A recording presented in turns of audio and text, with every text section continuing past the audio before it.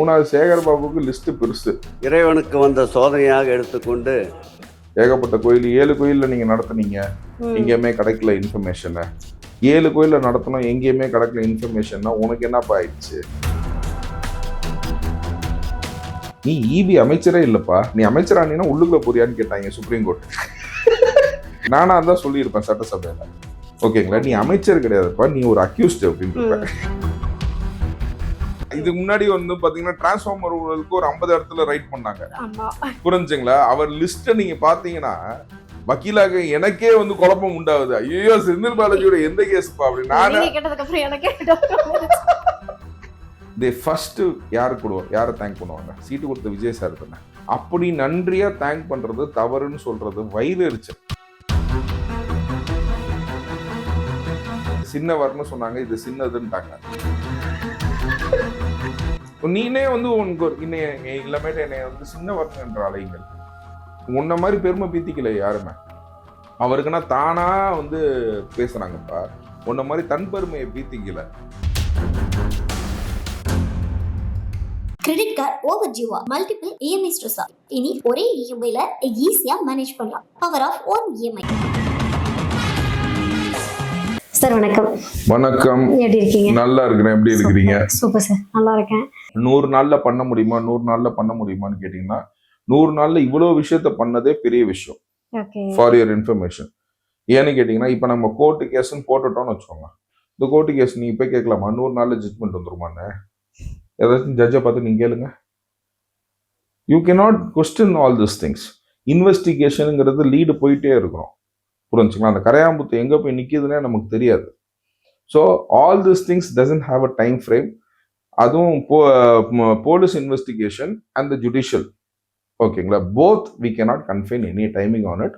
R they working properly on this ஆங்கிள்லான்னு கேட்டீங்கன்னா yes, they are working. Okay, ஆக்சுவலாக எனக்கு இதுல இருந்து ஒரு கேள்வி, நேற்று சட்டமன்ற நடத்த வந்து ஒரு கேள்வி சார். என்னடா, இவர் சேகர் பாபு எந்திரிச்சு சிவன் சொத்து குலநாசன் ஒரு டைலாக் சொல்றாரு, அதை அறிஞ்சவங்க தான் நாங்க அப்படின்னு ரமேஷ் சார் ஒரு பதிலடி கொடுக்குறாரு. நீங்க தொட மாட்டேன்னு சொல்றீங்க, விஜய் சார் ஃபைல் இருக்குது, கூடிய விரைவில் ஓப்பன் பண்ணுவாரு, யார் என்ன பண்ணியிருக்கா அப்படின்னு. அப்ப அந்த டேபிள்ல இருக்க ஃபைல்ல சேகர் பாபுவும் ஒரு ஆளான்றது என்னுடைய கேள்வி. இல்ல, இதுல ஒண்ணு கன்ஃபார்ம்டா செந்தில் பாலாஜி இருப்பாப்ல 100%.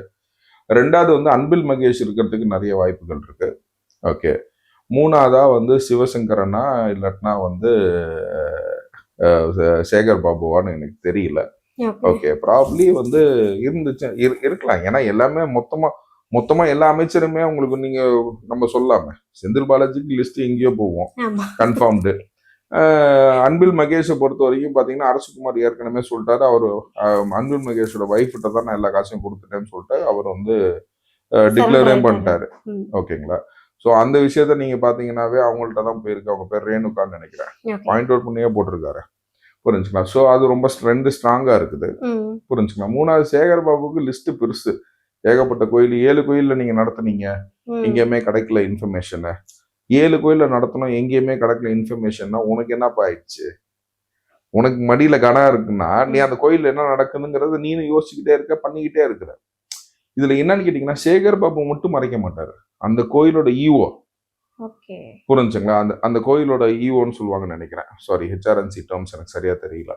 ஓகேங்களா? அந்த இன்சார்ஜஸ் எல்லாமே மறைப்பாங்க. ஏன்னு கேட்டீங்கன்னா அவர்களும் மாட்டுவார்கள், புரிஞ்சுங்களா? அந்த மாதிரி ஒரு விஷயத்துல இங்க எவ்வளவு கோயிலுக்கு ஹெச்ஆர்என்சி கண்ட்ரோல் இருக்குதோ அத்தனைக்கும் நம்ம ஆய்வு செஞ்சுக்கிட்டே தான் இருக்கிறாங்க, அத்தனைக்கும் செஞ்சுக்கிட்டே தான் இருப்பாங்க.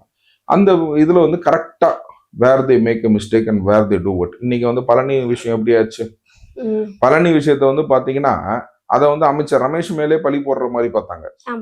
பட் ஆனா இட் ஹஸ் ஹேப்பன்ட் பெயர் டு ஹிஸ் போஸ்ட் அப்படிங்கறத கிளாரிஃபை பண்ணி அவர் தான் ஃபர்ஸ்ட் கேன்சலேஷன் பண்ணி அதை உடனே வந்து ஹைகோர்ட்ல வந்து பெஞ்சுக்கு கொண்டு போய் அந்த பெஞ்ச் ஆர்டரை இவங்க கன்ஃபார்ம் பண்ணி, புரிஞ்சுங்க. அன்னைக்கு ஒரே விஷயத்துல யோசிச்சு பாருங்க, ஹெச்ஆர்என்சி ஒரு மேட்டர், ஓகேங்களா, அமைச்சர் ரமேஷ் வந்துட்டாரு, ஓகேங்க, அது ரிஜிஸ்ட்ரேஷனை கேன்சல் பண்றதுக்கு அமைச்சர் லோகேஷ் வந்துட்டாரு, ஓகேங்க. லீகலா ஸ்டெப்ஸ் எடுக்கிறதுக்கு அந்த ரிட் பெட்டிஷன் ஆர்டர் மேல ரிட் அப்பீல் போட்டாங்க, அதுக்கு அமைச்சர் நிர்மல்குமார் வந்துட்டாரு. ஸோ ஒரு விஷயத்துல வந்து பாத்தீங்கன்னா எல்லாருமே சேர்ந்து செயல்படுறார்கள் அப்படிங்கறத நான் பதிவு பண்ணுவேன், ஓகேங்களா. இமீடியட் ரிசல்ட்ஸோட வந்து பாத்தீங்கன்னா தே கோரிலேட்டிங். இது ஹெச்ஆர்என்சி மேட்டரா அமைச்சர் ரமேஷ், ரிஜிஸ்ட்ரேஷன் கேன்சல் பண்ண அமைச்சர் லோகேஷ். இதை நீதித்துறையில வந்து பதிவு பண்றதுக்கு ரிட் அப்பீல் போட்டு கேஸ் வழியாக இதை டிக்ளேர் பண்ணுங்கிறதுக்காக அதுக்கு அமைச்சர் நிர்மல்குமார். அந்த மாதிரி ஒரு விஷயத்தை வந்து ரொம்ப ஃபாஸ்டான செஞ்சது வந்து இந்த டீம் எல்லாமே நல்லா கோஆர்டினேட் பண்ணி ஒர்க் பண்றாங்க. அமைச்சரவையில வந்து நல்ல நட்பும் ஒரு ஆலோசனையும் வந்து எல்லா எல்லா இது. ஏன்னா இவங்களுக்கு என்னன்னா திமுகக்கு ஐயோ இதுக்கு பதில் வந்து இவர் சொல்றாரு, ஆமா இதுக்கு பதில் வந்து இவர் சொல்றாரு. இப்ப ஹெச்ஆர்என்சி இஷ்யூக்கு நான் சொன்னேன் பாத்தீங்களா 3 பேரு required or not. Yes so இப்ப ஒண்ணும் இல்ல, விவசாயத்துக்கு இது இவங்க இன்க்ரீஸ் பண்ணிட்டாங்க, நெல் உதவியை இன்க்ரீஸ் பண்ணிட்டாங்க. இதனால சன்ன அரிசி வந்துச்சுன்னா சிவில் சப்ளைல வந்து நிறைய பேர் ரேஷன் அரிசி சாப்பிடுவாங்க. நீங்க ரேஷன் அரிசி சாப்பிடுறீங்களா? நானும் சாப்பிடுறது இல்ல, புரிஞ்சுங்களா? அதை உணர்ந்தவங்க சன்ன அரிசி போட்டா நீங்க சாப்பிடணும்னு நினைக்கிறாங்க. நம்ம சன்ன அரிசி போட்டா சாப்பிடுவோமா? சாப்பிடுவோமா சொல்லுங்க? சன்ன அரிசிங்க மெல்லிஸ் அரிசி போட்டா வாங்குவீங்களா மாட்டீங்களா? வாங்கி சாப்பிடுவீங்களா மாட்டீங்களா? அதான் சன்ன அரிசி, புரிஞ்சுங்களா? அதனால அதை ஊக்குவிக்கிறதுக்காக இன்னும் எக்ஸ்ட்ரா பணம் கொடுக்கணுங்கிறாங்க. சோ சிவில் சப்ளைல அவங்க யோசிக்கிறாங்க. இந்த விவசாயிகளுக்கு மட்டும் யோசிக்கல, சிவில் சப்ளை நம்மளோட செலவையும் குறைக்கணும்னு யோசிக்கிறாங்க இந்த அரசு. அதே மாதிரிதான் வந்து நீங்க பாத்தீங்கன்னா கரும்புக்கு ஜாஸ்தி கொடுக்குறாங்க. மூடப்பட்ட அனைத்து சுகர் இண்டஸ்ட்ரியும் ஓபன் பண்ணுங்கிறாங்க. அதனால என்ன நிறைய பேருக்கு வேலை கிடைக்குமா? உள்நாட்டிலே சுகர் வாங்கினாங்கன்னா ஜிஎஸ்டி நமக்கு கம்மியாகுமா? நம்ம ஜிஎஸ்டி நம்ம கிட்டே இருக்குமா? ஸ்டேட் ஜிஎஸ்டிலே நமக்கு இருக்குமா? இப்ப நம்ம வந்து பாம்பேல இருந்து வாங்கினோம்னா அவங்களுக்கு ஷேர் ஆகுதுல்ல. சோ இவங்க வந்து ஒரு டிபார்ட்மெண்ட்டையுமே இன்னொரு டிபார்ட்மெண்டோட கனெக்ட் பண்ணி செய்யறாங்க. அதனாலதான் வந்து பாத்தீங்கன்னா ஒருத்தருக்கு இங்க அடிச்சா இங்க டக்கு டக்கு டக்கு டக்குன்னு கோரிலேஷன்ல இவங்க கன்ஃபியூஸ் ஆறாங்க. ஓகேங்களா? செந்தில் பாலாஜி நான் வந்து நைட்டு ஃபுல்லா ப்ரிப்பேர் பண்ணிட்டு வந்தேன் அப்படின்னு. இப்ப நீ எதுக்குப்பா ப்ரிப்பேர் பண்ற? நீ இபி அமைச்சரே இல்லப்பா, நீ அமைச்சரானா உள்ளுக்குள்ள போறியான்னு கேட்டாங்க சுப்ரீம் கோர்ட். நீ என்னதுக்கு ப்ரிப்பேர் பண்ணிட்டு வந்த? இல்ல இல்ல அப்படின்னு நானா தான் சொல்லியிருப்பேன் சட்டசபையில. ஓகேங்களா? நீ அமைச்சர் கிடையாதுப்பா, நீ ஒரு அக்யூஸ்ட் அப்படின்னு. Accused Senthil Balaji answering to the அமைச்சர் நிர்மல்குமார். இப்படிதான் பதிலா இருக்கணும் மொழிய. நீ அமைச்சரா ப்ரிப்பேர் பண்ணிட்டு வந்தேன்னு சொல்லாத, அக்யூஸ்டா ப்ரிப்பேர் பண்ணிட்டு வந்தேன்னு சொல்லு. ஓகே. சோ இன்னைக்கு வந்து இந்த செந்தில் பாலாஜிக்கு லஞ்ச ஒழிப்புத்துறை வந்து கிட்டத்தட்ட 1 மணி நேரம் விசாரணை பண்ணியிருக்காங்க. ஏங்க இந்த செந்தில் பாலாஜி லஞ்ச ஒழிப்புத்துறைன்னு சொல்லும் போது எந்த கேஸ் ஏதுன்னு கேட்டுங்க. சத்தியமா சொல்றேன், டிரான்ஸ்ஃபார்மருங்கிறீங்க, டாஸ்மாக்ங்கிறீங்க, ஜாப் ஸ்கேம்ங்கிறீங்க, அந்த அதுக்கப்புறம் அந்த ரேம் திருட்டு. ஓகே, ஏன்னா இதுக்கு முன்னாடி வந்து பாத்தீங்கன்னா டிரான்ஸ்ஃபார்மர் ஊழலுக்கு ஒரு 50 இடத்துல ரைட் பண்ணாங்க, புரிஞ்சுங்களா? அவர் லிஸ்ட நீங்க பாத்தீங்கன்னா வக்கீலாக எனக்கே வந்து குழப்பம் உண்டாகுது. ஐயோ செந்தில் பாலாஜியோட எந்த கேஸ்ப்பா அப்படின்னு. ரவுடி மாதிரி இவர் ஹிஸ்டரி ஷீட் ஊழல்வாதி. 100 கேள்விகள் கிட்டத்தட்ட 1 மணி நேரம் விசாரணை. அவர் நல்லா யோசிச்சு பாருங்க. அதாவது அவருக்கு வக்கீலா இருக்கிறதே ரொம்ப கஷ்டம், செந்தில் பாலாஜியா இருக்கிறது எவ்வளவு பெரிய கஷ்டம்னு யோசிச்சு பாருங்க. ஓகேங்களா? தமிழகத்தின் பாபோலோ எஸ்கோபார் வந்து செந்தில் பாலாஜி தான். அவ்வளவு காசும் இருக்குது, அவ்வளவு கேஸும் இருக்குது.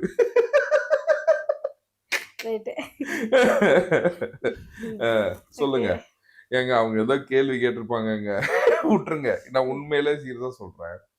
செந்தில் பாலாஜி வழக்கை பொறுத்த வரைக்கும் நம்ம இப்ப எது வந்து கேட்டுச்சு? இப்ப டிவிஎஸ்சி வந்து கேட்டாங்களா, சிபிஐ வந்து கேட்டாங்களா?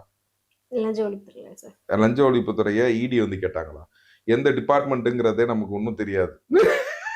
அந்த மாதிரி செந்தில் பாலாஜிக்கு வந்து பல டிபார்ட்மெண்ட்டுகள், ஓகேங்களா, பல கேஸுங்க. அப்படிங்கும் போது வந்து பாத்தீங்கன்னா அவரால் டெய்லியே விசாரிச்சுட்டு தான் இருக்கணும். அதுக்கு தான் நான் என்ன சொல்றேன் அப்படின்னு கேட்டீங்கன்னா, கம்ப்ளீட்டாவே அவருக்கு வந்து ஸ்டேஷன்ல ஒரு ரூமை போட்டு கொடுத்துட்டீங்கன்னா யார் யாருன்னா வந்து விசாரிக்கணுமோ செந்தில் பாலாஜி போய் விசாரிச்சுட்டு போங்கப்பா அப்படின்றலாம். புரியுதுங்களா? நீங்க இப்ப டாஸ்மாக்னு சொன்னீங்கன்னா நான் எவ்வளவு கேள்வி கேட்கிறேன். எந்த எந்த எந்த போலீஸ் வந்தாங்க, ஏதோ வந்தாங்க, எங்க இதெல்லாம் வந்து யோசிச்சு பாருங்க. இது பத்திரிகையிலே வந்து பாத்தீங்கன்னா செந்தில் பாலாஜியோட விசாரணை அப்படின்னு போட்டுருவாங்க. அதை வச்சு நீங்க ஒரு கேள்வி கேட்குறீங்க, எந்த கேஸுக்கு எந்த டிபார்ட்மெண்ட் வந்து விசாரணை பண்ணுச்சுங்கிறது கூட பத்திரிகையாளர்கள் போட முடியல. ஏன்னா அவன் விசாரணை பண்ணிட்டு அவன் கார்ல, ஏன்னா விசாரணைக்கு வராங்கல்ல, அவங்க வந்து இந்த போலீஸ் இந்த மாதிரி போர்டுலாம் வச்சிருக்க மாட்டாங்க. நிறைய நிறைய விஷயத்துல வந்து பாத்தீங்கன்னா பிரைவேட் காசு தான் அவங்க ஹையர் பண்ணிட்டு போவாங்க. ம். அப்படிங்கும் போது நமக்கே வந்து ஒன்றும் தெரியாது. அவர் எப்போதுமே he'll be under investigation for 365 days okay. அவர் செய்த வேலைகளுக்கு. அதனால நம்ம அதை கடந்து போயிடுவோம். Okay sir, okay. ஏன்னா வந்து பாருங்க, உதயநிதி அவர்கள் நீங்க இந்த 100 நாள்ல தவேக அரசு என்ன பண்ணுச்சுன்னு சொல்லி எல்லா விஷயத்தையும் சொல்லிட்டு இருக்கீங்க. ம், பட் திமுக அரசு வந்து என்னதான் செயற்குழு கூட்டம் கூட்டி ஒரு விஷயத்த நம்ம தான் தப்பு பண்ணிருக்கோம்னு அக்செப்ட் பண்ணிக்கிட்டாலும் ம், இன்னும் தாவேக அரசை குறை சொல்றதுல மட்டும் தெளிவா இருக்காங்க. ஏன்னா அவர் என்ன சொல்றாருன்னா, இங்க என்ன நடக்குது, சூப்பர் சிங்கரான்னு கேக்குறாரு பையன். ம், அப்பா என்ன கேக்குறாரு இன்னைக்கு அப்படின்னா, என்ன அது என்ன சினிமா செட்டா பஞ்ச் டைலாக் பேசிட்டு இருக்கீங்க அப்படின்னாரு. ம். முதலமைச்சரே சினிமா வேண்டாம்னு விட்டுட்டு வந்துட்டாரு. ஆனா இன்னும் அந்த பையனும் அப்பாவும் வந்து அதை விடுற மாதிரியே தெரியலையே சார். உங்களுக்கு வந்து என்னன்னு கேட்டீங்கன்னா, நான் அவங்களுக்கு சொன்ன ஒரு சிறிய உதவி, ஓகேங்களா, ஜெலுசில் உபயோகப்படுத்துங்க, ஓகேங்களா. டெய்லி 3 வேளை ஜெலுசல், புரிஞ்சுங்களா. அதனால 3 வரையை கொடுங்க. இன்னைக்கு வந்து சூப்பர் சிங்கரான்னு கேட்ட நம்ம ஃப்ளாப் மிஸ்டர் உதயநிதிக்கு என்னோட பதில் என்னன்னு கேட்டிங்கன்னா, அதாவது இந்த எம்எல்ஏக்கள் இன்னைக்கு 107 எம்எல்ஏக்கள், ஓகேங்களா, அதில் 106 பேர், ம். ஓகேங்களா, எதனால் ஜெயிச்சாங்கங்கிறத சொல்கிறாங்கல்ல. இன்னைக்கு என்னோட தனிப்பட்ட செல்வாக்கு இல்லை, இது இல்லை, எல்லாமே நாங்கள் ஜெயிச்சது வந்து விஜய் சிஎம் சாரை வச்சு தான் நாங்கள் Yes. ஜெயித்தோம். இல்லைன்னா நாங்கள் இங்கே நிற்கிறதுக்கே இது இல்லை. இவங்க எந்த கட்சியில் நின்றுனாலும் ஜெயிச்சிருப்பாங்களா மாட்டாங்களான்னு கேட்டிங்கன்னா வாய்ப்பே கிடையாது. ஏன்னா காசும் செலவு பண்ணல, புரிஞ்சுங்களா. அப்படிங்கும் போது அது மாற்றி அரசியல் எலெக்ஷனே வந்து மாற்றினவர் வந்து விஜய் சார், கண்டிப்பா. புரிஞ்சுங்களா. அப்படிங்கும் போது அவங்க ஒருத்தருக்கும் வாய்ப்பு கிடைக்கும் போது, புரிஞ்சுங்களா, அவங்க எல்லாருமே நம்ம வந்து இங்கே உட்காந்துருக்கோம் அப்படின்ற ஒரு வாய்ப்பு கிடைக்கும் போது அவங்க வந்து பாராட்டி பேசுவாங்களா மாட்டாங்களா. அதுக்கு தான் வந்து அமைச்சர் ஆதவ அர்ஜுனா சொன்னார், நீங்கள் லோக்சபாவில் போயிட்டு நீங்கள் வந்து பதவியேற்கும் போது கூட யார் பேரை துதி பாடினீங்கன்னு உங்களுக்கு தெரியும். அந்த மாதிரி இங்கே வந்து துதி பாடணுமா, இங்கே தமிழ் வாழ்கன்னு சொல்லி முடித்தோம், முதலமைச்சர் வாழ்கன்னு சொல்லி கூட யாருமே முடிக்கல, புரிஞ்சுங்களா. But when they get a chance they first யாரை தேங்க் பண்ணுவாங்க, சீட்டு கொடுத்த விஜய் சார் தானே, கரெக்டுங்களா இல்லைங்களா. சீட்டு கொடுத்த விஜய் சார் தானே ஃபர்ஸ்ட் தேங்க் பண்ணுவாங்க.